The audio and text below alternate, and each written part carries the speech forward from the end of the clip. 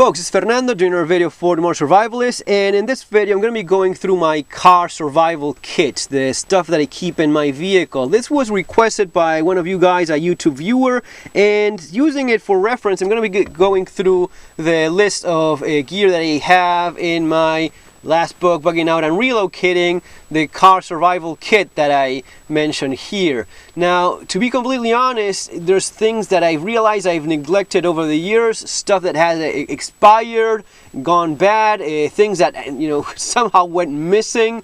You end up using it for something else, forget to replace it. That sort of thing happens. You really need to check these things at least once a year. So I took advantage of this request so as to go through everything nicely. Now, before I get to the actual gear and such, this works as a system, right? And this is what I explain in the book as well. The book, by the way, is available in Amazon. I'm going to be leaving the link below in case you're interested. It works as a system, and the core, the foundation of that system is the car itself. It has to be a reliable vehicle, a car you can trust. I try to make a point about your daily driving vehicle most likely will be your bug out vehicle. Maybe you don't get the chance to get to your fancy off-road car, truck back home. Your daily driver has to be your first responder for that sort of thing. So I think that one of the cars that hits that sweet spot of daily driving capability sort of thing, reliability, fuel efficiency, looking at all those things, I think the Honda CR-V really does the job. In this case, it's a Honda CR-V. It's a 2.2 diesel engine. It's not accidental. It's been specifically chosen like that. I like diesel because it's it has several advantages from a survival-minded perspective. It's extremely the amount of mileage you get is amazing. In this car, officially, I think it's 44 miles per gallon with a 2.2 diesel engine. I've gotten 40 miles per gallon, yes, on good conditions. But in general, it just makes a great use of that fuel you have. Now, that's a very important aspect of a bug out vehicle. Mostly, you're going to be looking at a car that just eats the road. That's what you want to have in a bug out vehicle in most conditions. Just the advantage of the ability to cover as much road as possible, as much mileage, as much miles as you can with whatever fuel you have available. A huge truck that uses a lot of fuel may not be ideal for that. It's very reliable as well. Honda CR-Vs are very reliable cars. They have this all-wheel drive thing where it's not an off-road truck by any means, but in my experience, I had the previous generation of the Honda CR-V in gasoline, which is not, in my opinion, as good as this one. And I had no problem dealing with snow in Ireland. Actually, I had guys right next to me with very fancy Audis just sliding pathetically down the hill without the ability to gain traction and get on moving. Not the case with these cars. They do a very good job. Not off-road vehicles, but they get you out of those complicated spots whenever you need them. It's a manual transmission, manual or automatic. Survival mentality here would dictate that the automatic is better in case you're injured, wounded. The thing is, I've been riding with manual transmission cars my entire life. I've never owned an automatic transmission car. So it's been 20 years of driving this. I mean, I can drive it with just one hand, with just one foot. It's just second nature for me.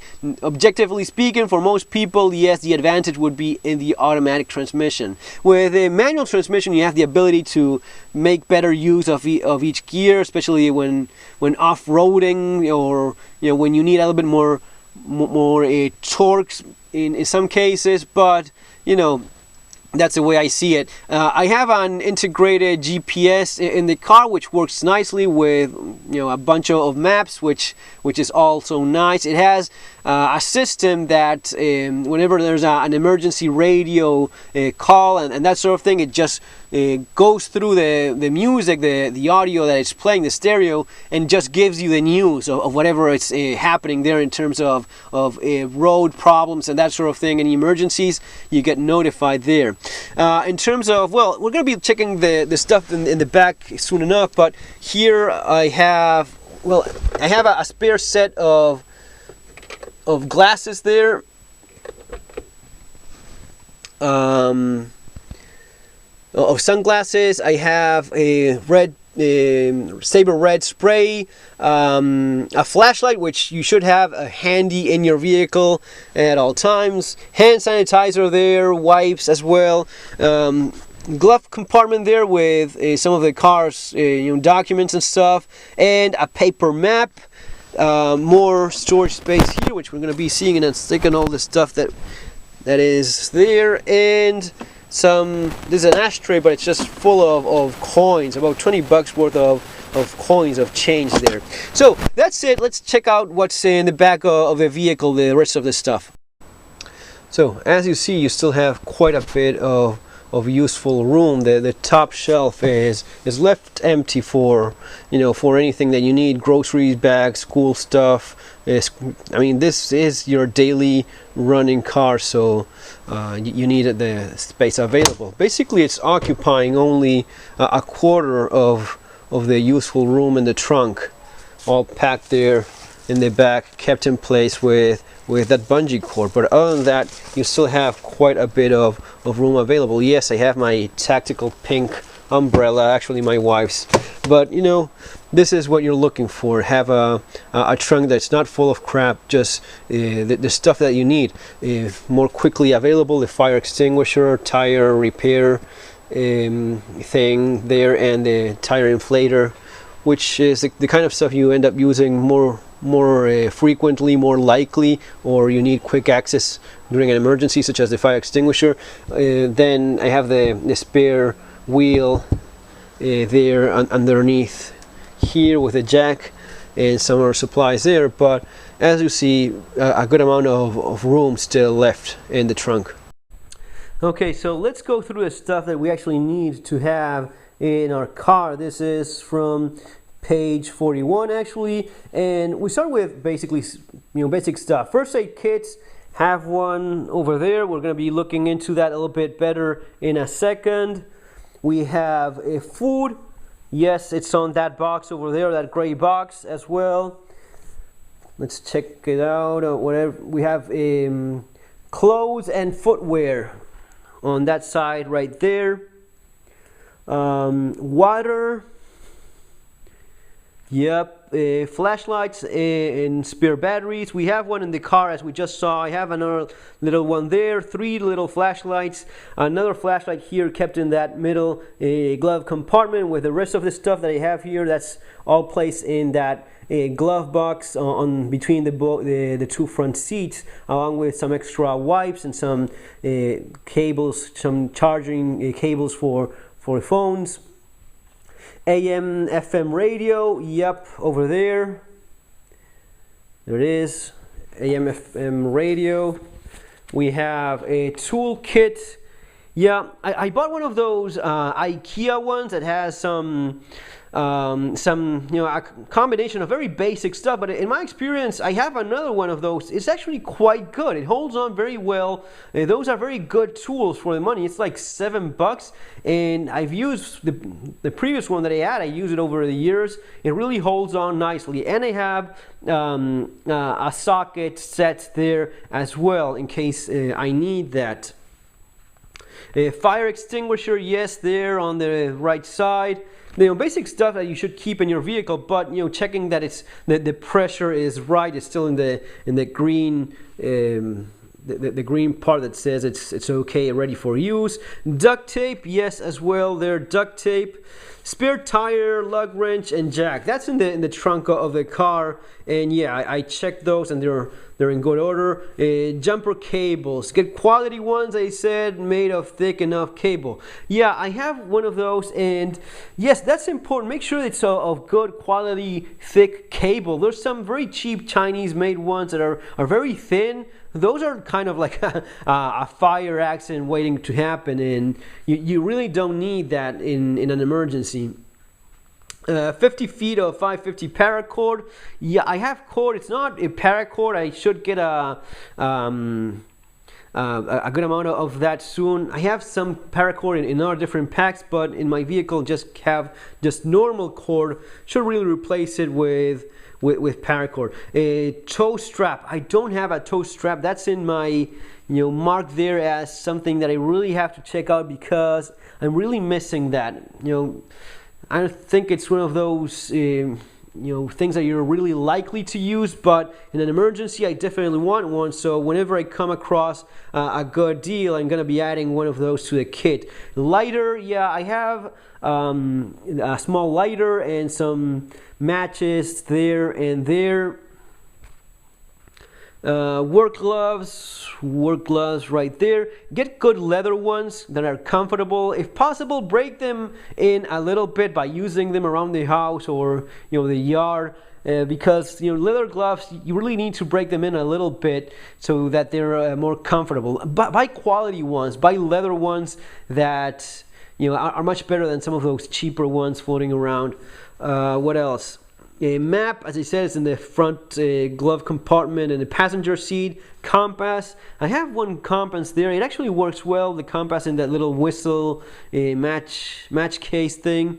I have one in my watch, and I have my car's GPS as well, so it's kind of triple redundancy. Hand sanitizer, front on the right of the front seat. Wet wipes I have in the car. I also have these as well. They're more wipes. They're really handy for lots of different things. I have some of those more hygiene heavy duty ones, those larger ones. Those are also wet wipes for cleaning up. Those should be quite large. What else? Hand sanitizer, wet wipes, sunblock, and bug repellent. Yep, I have it there and there. Sunblock and bug repellent, big ones, good ones. Especially, this really depends on your location, what you need as well, what's more of a priority. With warmer weathers, more bugs around, yeah, you really have to take care of that if you ever find yourself stranded. And if you're ever walking back home and it's in summer in a hot climate location, you want to have good sunblock as well, because that gets complicated very fast. Toilet paper, yep, I need to put that in a Ziploc bag, because if not, toilet paper just absorbs humidity and it becomes completely useless. Cell phone with charger. I'm using my old phone, which works well enough, and I have several cables for charging different phones. Not only that, I actually have backups to it, because this is one of those things you really end up using a lot. Let me get a better look of that here. So yeah, so you have two of these that go into the different the things in the car for. So you have like 1, 2, 3 sockets in the car, 2 in the front, 1 in the trunk, and this one is actually double. So what this allows you is to charge several phones. One of the things I realize is that as your family starts growing, you have 2, 3, maybe 4 cell phones in the house. Everyone wants to charge it at the same time whenever there's trouble, and you really need several of those handy. Going back to the list. Cell phone charger is shovel. You know what? I have my shovel. The thing is this. That's my Spetsnaz Russian shovel. I'm not going to be putting that in my car. The thing is, when I went through the kit, I realized that I somehow lost my shovel. I had one of those folding metal shovels that folds into 3, one of those NATO kind of shovels that folds into 3 parts and becomes very compact. Somehow I managed to lose that because I could not find it anywhere, not in the bags, nothing. I clearly used it at some point and managed to lose it, so I already ordered a replacement for that, but for now, so as to illustrate my point, yes, shovel. I have also a cold steel machete. This is a nice tool to have. Yeah, approach that there in a second. And yeah, it's very sharp. It's one of the most utilitarian type of knives there is, the machete, and the cold steel short machete, kukri machete, works very well. It chops almost like a, it's very thin, but being so wide, it chops almost like a hatchet. It's, you know, it's a 1055 steel. I've sharpened it before, and you know that steel, I know what it's capable of, and it's kept razor sharp, which you always should. But you know, it's just a great tool. It's affordable. I'm gonna be leaving the link for this below in Amazon in case you want to check it out, and especially now that it's like Black Friday, Cyber Monday thing, they probably have sales. So if I find some of this stuff at a good price and such, I'm gonna be leaving those links. So check those out. I have this what is it? This refraction window shield thing, so as to put in the front of the in the windshield of the car, so as to reflect sunlight. That's pretty much mandatory around here because of the very hot summers. I also have some other random stuff. Well, I have more water bottles, garbage bag, towel, tarp, you know, silicone. No, those are not nylon. Latex gloves, those emergency shelter, which is like a space blanket but in the shape of a tubular tent, some ponchos, maybe more of an Ireland thing, I suppose, but you know, still good enough, still a good idea to keep around. Some of those hand warmer things. What else do I have? Well, let's go back to the list in case I'm missing anything important. Go back to the list. Shovel, yeah, that was the last one. Ice scraper, I really don't need an ice scraper here, but again, depends on your location. If you need that, absolutely, it's kind of a big deal. Tire inflator, I have one. Where is it? Where's my, there, right in the middle. This one, I've used it several times, works very well. So, and it has a light, a flashlight as well, and it, you know, sort of a strobe, but as it says there, tire inflator, yes, works. I also have emergency flat tire repair, which is that bottle over there, right there. And this one is supposed to be for, you know, for larger tires, for SUV tires. So in case you have a tire with, you know, a nail through or something like that, and you pull it out, well, you know, if it's smaller than 5 millimeters, it's supposed to fix it and fix your tire. So it's worth having. You know, you have your spare tire, but you never know, right? What else do I have here? Blankets. I have a couple blankets over there. And what else? Blankets. Reflective vest. Yes, that's kept here. Reflective vest, reflective triangles, or road flares. Well, no road flare, but reflective triangles are kept in there, and they have a vest for the entire family, and they have one in the front glove compartment for myself. If I have to go out, I have it there, because if I keep that vest, that reflective vest in the trunk, then if something happens, I'm getting out of the car without my reflective vest in a road and maybe at night. Yeah, that's not a good idea. So one of those for adults, I keep it in the front glove compartment, just in case I need to get out of the vehicle during an emergency. That's all for the actual list. As some of the rest of the stuff, let me show how I organize it myself. And this is some of the stuff that I realized I needed to replace. You know, meds that had expired, food that had, you know, gone bad as well. Maybe not gone bad, but expired. I'm gonna be taking care of the food thing by buying one of these boat rations. I found ones that supposedly have like a 20-year expiration date, so that's quite good. One of the things that happens a lot is that these wet wipes dry up and they're no longer wet. You know, they have a use, but the idea is for these to be wet. Now, after some time, they dry up and no good anymore. This is what's kept in that compartment between the two front seats. So you have a spare battery for the remote control. I have this is Hamato paper for starting fires. This is great stuff. Actually, I did videos about that before. Lighter, matches, whistle, compass thing that actually does work. and some more matches in there and a striker. What else do I have? You know, the typical things that you have in your car. I cleaned up a lot of garbage as well, but some tissue paper, more wet wipes. These are kept in these red bags so as to organize all this a little bit better. Mickey Mouse wet wipes. I don't know why so many of those. A water filter. Yeah, that's definitely a good idea as well. And a backpack so as to organize all this stuff in case you have to actually walk back home, or you know the car is no longer working.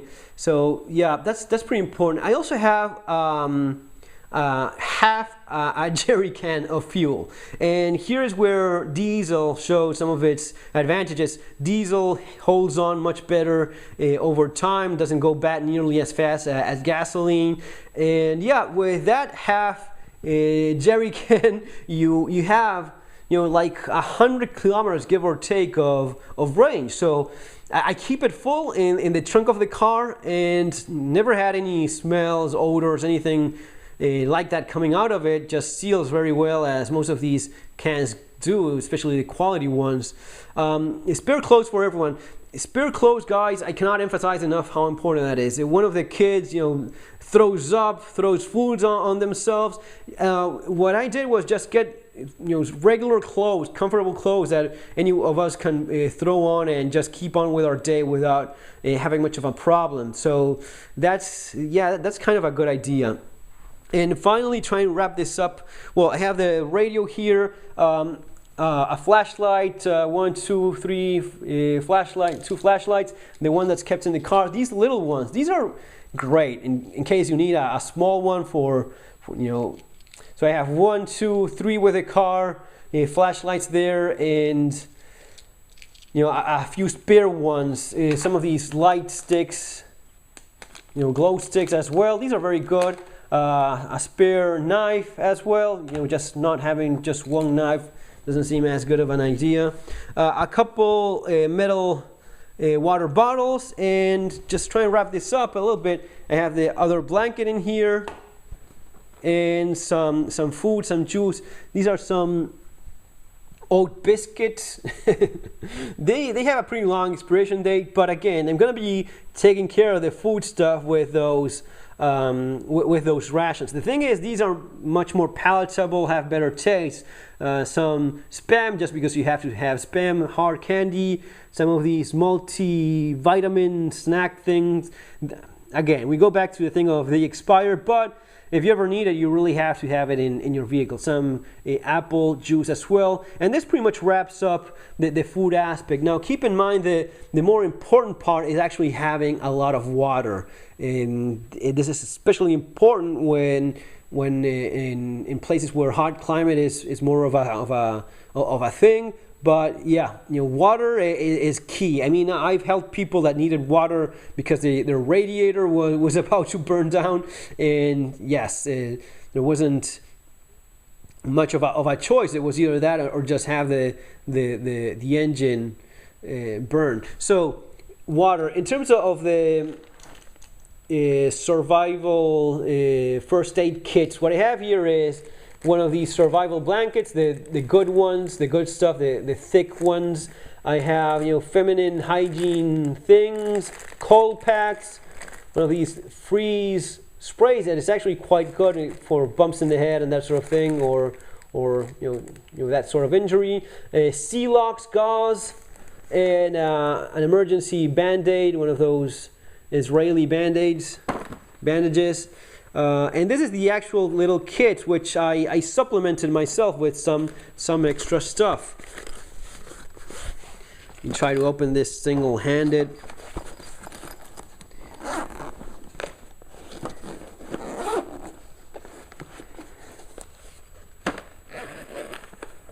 So my advice is to get one of these.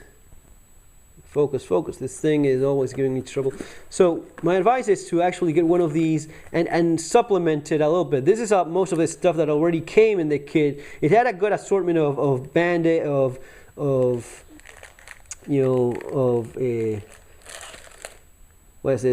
dressings and that sort of thing. A good assortment of that. But it had, for example, just one of these tubes with with liquid for cleaning wounds. So there it is. What's called this ultra saline ice wash. So just one of these. What I did was buy a few more and just throw them in there using the nice kit as as a container for stuff. Usually they don't come with with any drugs, so I supplement that myself with some of my own, some aspirin as well, some that sort of thing. And yeah, it has lots of band-aids, that sort of dressing.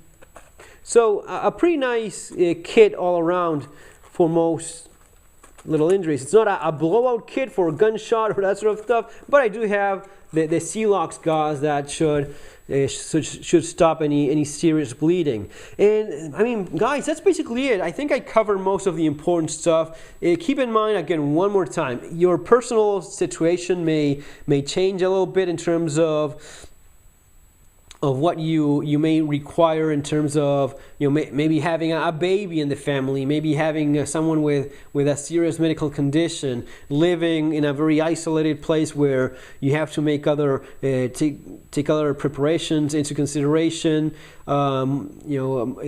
Different climatic. For example, if I lived in a place where winter was a really serious thing, then I would have more cold weather clothes for sure. Not just these summer type of clothing. That would be more of a concern for me, but different climate, different needs. And that's basically all, guys. That's I think I covered everything nicely. Hope you enjoyed this little video. Take care, have a great day, see you on our next video.